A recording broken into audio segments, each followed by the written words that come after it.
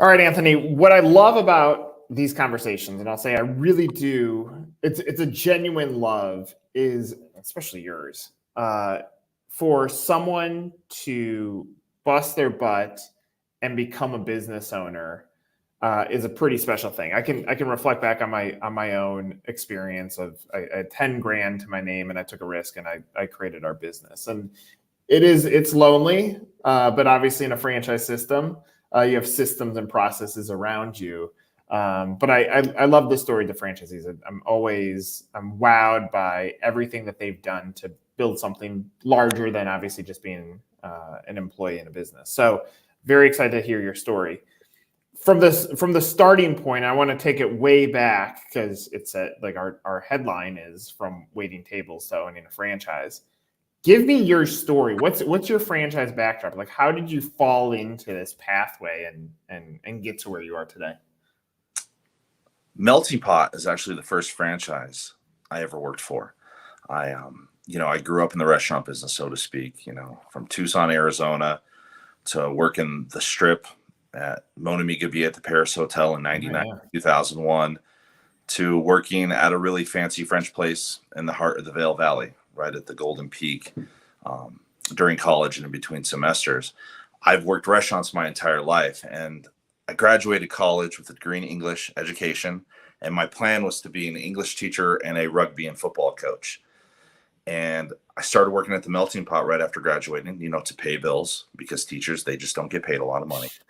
And, I was applying to go to grad school because I thought, well, maybe I'll, take advantage of my time in this bigger city and, go the admin route, so to speak, to make more money. And I started working at the Melting Pot, and right away I was hooked because it just had a different appeal than most restaurants. Most restaurants are turn and burn. You've got an hour and 15 minutes. It's a bunch of, at least where I had worked previously, a bunch of people in suits, paying on business cards. And here I just stumbled into this place that when I applied, I had no idea they were even a franchise. My mom, her partner, and my little sister told me, hey, go apply at this restaurant. We've never been. It's expensive, but we hear great things about it. And I walked in, and the previous owner had done such an amazing job with the building, and it was so intricate and unique. And then once I found out it was fondue, because of course I was just a college kid, I had no idea. I was looking for extra income. I was instantly intrigued. And then when I found out how much the Melting Pot brand itself cares about the guest experience and delivering something a little bit more perfect than people are used to, it just became a place for me where I felt like every guest mattered. It wasn't turn and burn. It wasn't taking advantage of tourists on the Las Vegas Strip. It wasn't just catering to rich ski bums up in Vail. It was the common person's special occasion restaurant. It was the average blue collar American's fancy date night, anniversary, birthday. And I was hooked. Like I said, I think I served at the Melting Pot of Littleton for about 8 months. And then unfortunately, my mom got a terminal case of cancer, and I took some time off to be with her. And when I came back, I was back no longer than a week before the owner's sister, Alexa, asked me, had I ever considered management? And I actually, I laughed right in her face, because after all my experience working in restaurants, as I previously described, all over in multiple states, to having a brother who's a manager at a very upscale restaurant in Las Vegas at Caesar's Palace right now, I just said, no, that life is not for me. I'm not interested, but I appreciate the offer. And I went home to my girlfriend, my now wife, and we spoke. And she said, just give it a shot. Just, you love the concept. You love the guest. Just give it a shot, because you never know.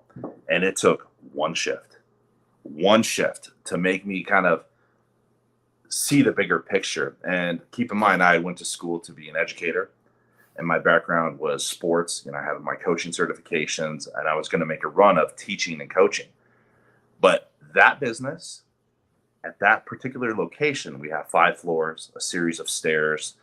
Envision like the old MC Escher sketching with all the staircases going every direction. That's us. It's like an ant farm. That place, being a manager and being able to traverse those stairs and make an impact with the guest and the staff alike who, of course, historically are all young people, teenagers, young people in their 20s, people like me trying to figure out what they wanted to do with their life. It scratched that itch for me. It was equal parts sweat and psychology working at the Melting Pot. And I never felt that before working at any other restaurant. I never felt as if I could be so invested in the people and its guests and be rewarded so, emotionally and mentally by it as well. So it honestly, after laughing in Alexa's face about it, which I have apologized for since, it took one shift for me to be hooked and say, you know what, I'm ready to try something new. Sign me up for full time. And from that point on, it was just kind of, game on for me. So I don't know if I answered your question. I kind of went to It's a great start. I have to unpack a few things from it. First of all, congratulations for surviving the strip. Like, just the fact that you're able to take that story outside of Vegas, like that's a win. We could spend a whole nother podcast talking about it, but we don't need. What connects with me, like, and I want to unpack this a little bit, because anybody that buys a Melting Pot has to be in love with the business. Like, you have to love the product, you have to love the approach, you have to love all the aspects to it. But you talk about Monabi Gabi, which is centered underneath the fake Eiffel Tower on a strip. It's set up to be a romantic spot. It's set up to have the elements of a melting pot. Yet you, in the backdrop, you don't have that same experience there. And what's interesting about that, like, that would be, I would assume, and good business operator let us entertain you behind it. Like, it is a good structure, but you go over to the Melting Pot and it's like the grass was greener, but it almost unexpectedly. Like, when you reflect back on that, like, even though a brand puts itself out there, and Monabi Gabi is not a franchise, but they put themselves out there as this romantic spot, you look at it and say they can't even touch what the Melting Pot does when you go into that experience.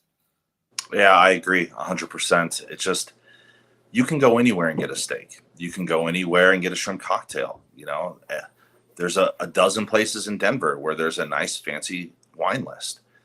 But it's the training I received from day one, starting with Alexa Cross, to what I still do each and every day, which is preaching, our philosophy, this perfect night out philosophy. Basically, whatever we have to do, whether it's cleaning up puke in the restrooms as a general manager, which I was for 16 years there, so my dishwasher can wash dishes more efficiently, sweeping up something, pouring rock salt so the servers can focus on the guest. We are all in for the guest. And I'm not, certainly, and thank you for alluding to it, I don't mean to badmouth any other restaurant, because I learned a lot from every experience, of course, as we mostly do. But it's the family and belonging and the perfect night out mission were just so profound. They just had such a profound impact on me. Maybe because I had seen a lot, and I knew that there was a way to do it better, and Melting Pot just kind of turned that light on for me. Do you think that's part of the gap? And I'm jumping ahead. I want to get back into the franchise story, but is it part of the gap that needs to be closed with prospective franchisees, or just people, period? Because, like, you walk into the restaurant, you understand that it's called the Melting Pot. You at some point understand that it serves fondue. You take a job, but you didn't have the expectations to be blown away. And then, flash forward a whole career that has advanced you and your family and your wealth and everything else. It's almost like one of the best kept secrets in restaurant franchising, because it would be very hard to get that jazzed up over making a sandwich, And so it's like, but how do you uncover that? Obviously you telling your story is phenomenal, but how do you uncover that to other people that might fall into a brand that doesn't carry that same emotional hook that you just talked about? I think you have to find people who are aligned with your vision and your philosophy. And from the moment I started working as a general manager way back in the day, I think it was 2008, I took over that title. The training team in Florida, everybody I interacted with, to get the materials I needed, to get the coaching I needed, to get the direction I needed, they were all in too. And that, I'd never taken a senior leadership position in a restaurant before the Melting Pot. But I, I just fell into a group of people and a system that really wrapped their arms around me and understood that I might have had bad habits, right? Or no training whatsoever. And they just took their time with me, but also, held me to a standard. They were leading by example, and that was really profound too, because it was true leadership, even though they were thousands of miles away. And my previous owner, Kyle Reed, who there's a chance, I hope he's watching this. He taught me a lot as well. And he had worked with the Melting Pot since the 80s when he was a student at Florida State University. So I just had decades of knowledge, decades of advice, just raining down on me, but I yet still had the freedom to create lots of my own standards and operational procedures, that work specifically for our building and our level of business and where I wanted to push our level of service. I've never received any pushback. And I think all those things combined just made me feel so comfortable, but also, dangled that carrot because there was so much more potential than I realized even back then. I think about imposter syndrome a lot. And I don't mean this in a negative way for you, but I'm going to set this up like this. Like the reality is you go from waiting tables to getting a shot to be a manager to going on to being a general manager. Throughout this process, at what point does the word owner come into your brain? And at what point can you look in the mirror and say, I am the owner? And how long did it take you to get comfortable with the idea that you had busted your butt to get to this point? Well, Kyle had always empowered me to tell the guest I was the owner because he paid me so he didn't have to speak with upside down. And that's always been the running joke, right? I was always the operating partner. But of course I wasn't. And I never pushed my owner to become owner until he was ready to have that conversation. But I felt basically once I became the general manager in 2008 that I had the freedom and the leash to make mistakes. And I felt like he always had my back, just like the corporate office in Florida, because they trusted, my instincts. And I used to always tell everybody, look, if we're not developing our instincts and honing our instincts and acting on them from time to time, then what's the purpose of all of this? So I felt empowered as an owner very, very early. And I certainly made my share of mistakes. I was bullheaded. I was tough on my staff. I was tough on the guest from years of, seeing different things, and my own personal experiences, but their patience and their understanding really helped develop me into the leader that I am today. And then when I took over as owner eventually in 2021. When did that dream of owning your own melting pot come into play? And obviously, like what I'm hearing is, and you're the best case scenario for a franchisee to find someone that absolutely treats it like it's their own, whether the paper matches that mindset or not. Like you treat it like it was yours regardless. But at what point did the dream of saying, okay, I could actually own one of these, I could actually build wealth for my family in a different way than being the employee, like what point does that dream come into play? It was a couple of years before COVID hit. We were at one of our annual Christmas parties. And we just had a little conversation off to the side. He was, throwing me flowers, so to speak, right? End of the year Christmas party. And, I told him that I eventually wanted to allow him to retire. And he's like, that might be sooner than you realize. And then, being the good, diligent soldier I am, I didn't bring anything up. I worked hard to make sure, that was the last thing he remembered us speaking about. And we started picking up the conversation right before COVID hit. Okay, let's talk financing, purchase price, how you do stuff like this. And of course, immediately now I'm hooked and I'm more engaged than ever. Not that I needed that larger carrot dangled in front of me, but I was ready to talk about it. And then COVID happened. And I can tell the story if you'd like, just keep going. Go for it. Keep going. Yeah. So COVID happened, the world stopped, right? And my owner basically, packed up his family and went back home to Florida. That was his home base. That's where he was from. And none of us really knew what was going to happen. We created a to-go fondue program. Within 3 days, we were serving to-go fondue. I had a small team at the restaurant, having a good time, meeting the needs and the demands of the guests. They had a lot of fun at home doing to-go because, again, think about any to-go meal you get. You bring it home. If it's a 2 or 3 course meal, It's all cold at the same time. But with ours, we built packages and we had instructions, and it was playful fun in the kitchen. It was an activity making your fondue. So that was pretty popular and exciting. And then when we got a chance to reopen up in June, previous owner came back and he's like, man, that was nice. I really enjoyed not being here the past 3 months. And, I told him it was nice not having them around either, but it was a mutual thing. Right. And that's what kind of ignited that conversation further. And it took a long time. He came back in June of 2020. We had a second subsequent closing, for the holidays, November through early January. But the whole time we were talking and discussing and meeting with banks, getting my lawyer for the first time, meeting accountants and doing things like that. But I would say the whole process itself took about a year and a half. And it was fraught with perils. The deal was on and off several times. But just like all the faith and trust he had showed me to give me the keys to run his restaurant, his massive, successful, popular restaurant, I just had faith in the process, and I believed in the team that he had surrounded himself with, the support I was getting from the team in Florida, who was guiding me a little bit along this process too, offering advice and counsel. And eventually, painfully, it finally happened in December of 2021. And I was nervous. I was scared. I had never borrowed so much money in my life, obviously, from my brothers, to the SBA, to the banks. But that first day, I'll never forget those sales hitting the account. And I'll never forget that feeling of being able to pay my first bill with my first check.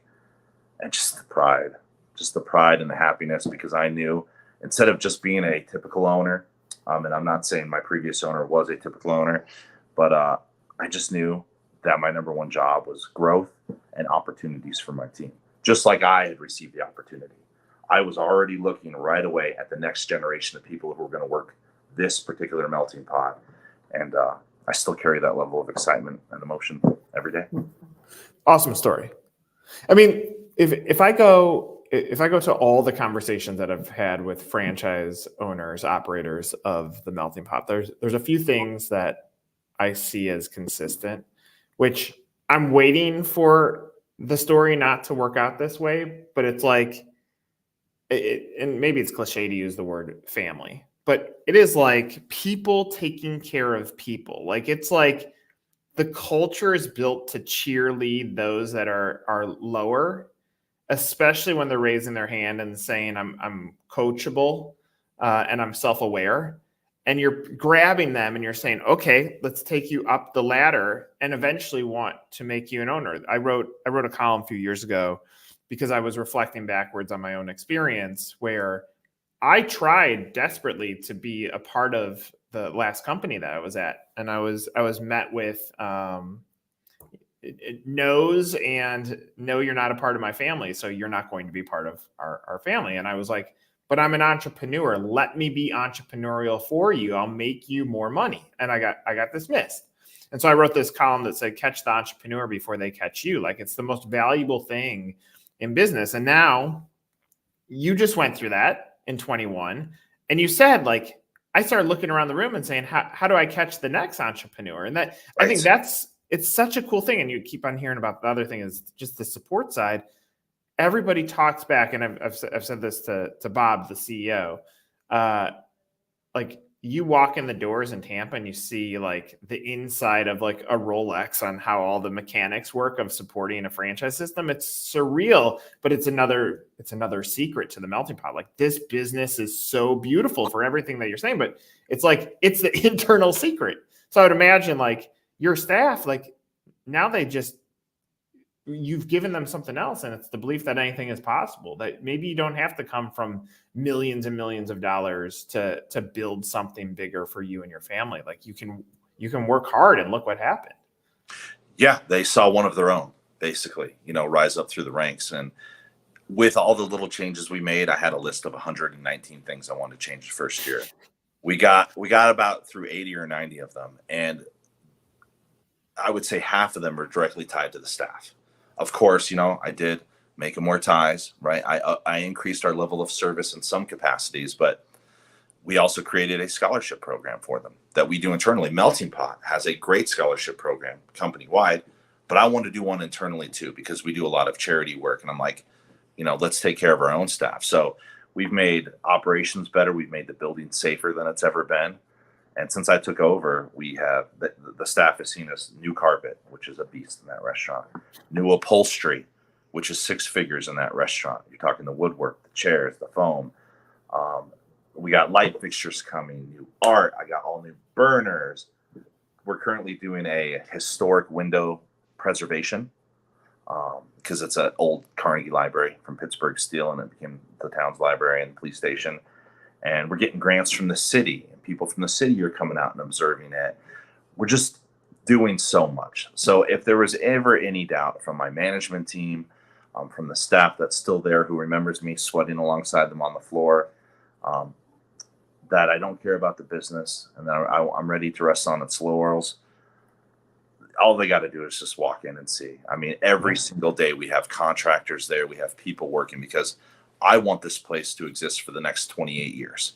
Whether I'm here for those 28 years or I'm not there for those 28 years, that building and those people are the ones that allow me to take this phone call with you. And it's really just as simple as that. And that's kind of one of my philosophies. I've always said the more money our staff makes, the more money the restaurant's going to make. So if it involves me, painting this, fixing that, so they can serve the guests better, cleaning up puke here, cleaning up whatever there, so they can serve the guests better, whatever it takes to get them 25% gratuity is going to keep them happy, and the guest is going to come back. So I'm all in. I might not be there at night as much anymore because I have a talented and trained team to do that part. But I'm there 6 days a week, banging it out with them and trying to improve their lives and the business too. So I have a two-sided comment here. I've been thinking a lot about your as in a restaurant brand, your biggest competitor. And right now it's the DoorDash, Grubhub world because it's the largest restaurant menu in the world. You can order anything you want, whenever you want, and it's going to come to your home, right? But what's happening is a few things. One, the pricing's creeping up. And so restaurants are saying, well, wait, I can't make a profit on this. I'm going to charge more for an experience outside the restaurant. And we all know the longer the food is away from the kitchen, the quality deteriorates even more. So we're hitting this place where the quality of the experience is deteriorating and the costs are going up, which means there's going to be an opportunity for something. I'm going to park this over here. Then I think about, okay, well, how do restaurants stand out? And it's 1,000,000,000% the way that you treat your guest. But the gap is, and it's not like it's a magic trick. You said it. It's like you take care of your staff takes care of your employees. And if you read the buzz in the news around employee relations, it's like, well, how do we put robots in, or how do we decrease it because minimum wage is going up? It's like you're looking at it the wrong way. And so you're looking at this way, and it's obviously driving tremendous success. You are in the top threshold of melting pots in the system. But I was trying to play it kindly. But it's not brain surgery. It's like take care of your people, take care of your people, take care of your people. And look what's happening. It happened with you, and it's happening with your staff. When you say these things, does it just for most not peers, but most people that you would say this to, just go in one ear and out the other? Like they're like, yeah, I agree with you, but here's what we have to do. I think everybody's so data driven nowadays, and data certainly plays a role. But I would rather spend 5 hours engaging with my team than doing a deep dive into my P&L once a month. Yeah. Like I audit everything once a year, from knife sharpening to landscaping. But after that, I am more focused on the people. And that sounds crazy, I know, but I think the idea of going out to dinner, in light of this DoorDash Grubhub world, especially post-COVID, people want to be treated. They want to feel like kings and queens. And I want to give it to them. I want our experience, perfected by the perfect night out, to be a place of, it's a place of respite. They don't have to They don't have to worry about little Johnny's grades tonight, right? They don't have to worry about grandma's surgery next week. They could totally come in and get totally lost in our experience, from the sinuous nature, the fun nature of the building, to the type of cuisine we serve and the true engagement they get from their servers, who have been trained to make a memory, with every single table. I feel like that's what's missing, from that Grubhub DoorDash part of the equation. And with all the quick casual that's coming up, we actually haven't raised prices in 2.5 years because I'm so sensitive to what you're describing. I would rather take less on the dollar up front to get them hooked for the next 30 years. And, that's a long game, but it's also for, the general manager I have now to hopefully become the owner one day too. We're not trying to, yes, you got to win every day. Yes, you've got to win every monthly P&L. But there's got to be some long-term vision to this thing, or you're going to burn out your guests and you're going to jade people.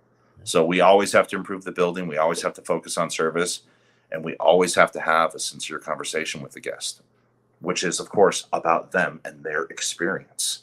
It's not about us. It's not about my cool goatee, which if I could grow a professional one, I would, right? Maybe. It's not about me and, my long drive to work and my cat. It's about you. It's about your little girl's birthday. And let's just get lost in that moment together. And we find it's pretty effective. I'm drinking your Kool-Aid. You go to another melting pot. You're number one, clearly. You go to another melting pot, or you're like, yo, if you just follow this, you're going to improve. And still, like, obviously there's that data driven, like, but you go tell another melting pot, you could be number one. Do you see that when you see another location, or is it just because the magic juju that's going on in yours is just so, like, the years of perfecting this has made this work so well? Well, two things. So I hadn't traveled and seen a lot of other melting pots until the past 3 or 4 years. Yeah. And I thought, they were all, I didn't have the best impression of them based on, we're top sales, we do this and that and the other thing. And just from things I had observed at conferences and miscellaneous, email threads. But I was blown away by how dedicated and passionate the general managers were at all those stores. It actually inspired me, and it gave me more hope for the future that as a brand, we could all move forward together. And that was a surprise. And I was really, really happy to see that and ignited by that. But in terms of the second part, what you asked me, what did you ask me again? Just that, like, part one, and probably the answer folds in both, is like, yeah, I see the same types of general managers and people that exist out there. And then it turns into, okay, great, we have the foundation, go put it to work. You could surpass us as number one in the system if you just go put it to work. Yeah, I've joked about that for sure, but do I believe that? No. Our goal is to stay number one. Yes. I do like some metrics. I do like some data. And there are some people who are very, very close. But for me, anytime I see anybody getting too caught up and let's get a fourth bid from a knife sharpener, just an example, I just go, well, what are you doing in the office at 7:00 at night? Is it really that important? How can you support your team? And when I used to say this stuff, going back to 2010, 2012, 15, people are like, yeah, okay. But then every person that comes out, and I'm talking, the corporate office from Florida, we just had a recent QC from our FBC. We got a 96 point something percent. Everybody that comes out and just goes, wow, without all these clipboards, without all these operations, without this investment into your people, this would fold like a cheap suit. Because it's really overwhelming. We have 140 employees. And yes, we know all of their names. We know their hobbies. We know their passions. We spend so much time on admin that it would make most people's heads explode. But if you take care of little Johnny, he's going to take care of Mrs. Claus. It's really that simple. But it's hard for people to believe that because they just think it's like, oh, no, you must be getting a great deal on this. Your margins are great because of this. No, it's because we pack the house every night because they want what we got. Yeah, that's right. Well, I mean, Anthony, I could talk to you for hours. Clearly, I think, and this is where I want to leave it. same with my story. I think there's a lot of similarities when you don't come from the silver spoon and you figure out your way and your pathway forward, whether that's a chip on the shoulder or it's dropping the gauntlet and saying, good luck, none of you will be number one, I'm going to stay here forever. Like you have like your life story, your mom telling you to go try this thing out, and you having the experience in Vegas and knowing what you like and you don't like it is such a beautiful story to get to this pathway. And if I'm a prospective franchisee or customer and I happen upon watching this, you're going to hear like the magic is treat your people well, hustle, have your grit, be willing to listen to other people's advice. Like it's all in this. And I'm grateful that you were willing to share some of your story with me today too. Okay, well, thank you for having me. And just know if I could do it, anybody could do it. That's for sure. Great. For Anthony, I'm Nick. This is another episode of Meet the Sea. Thanks for watching.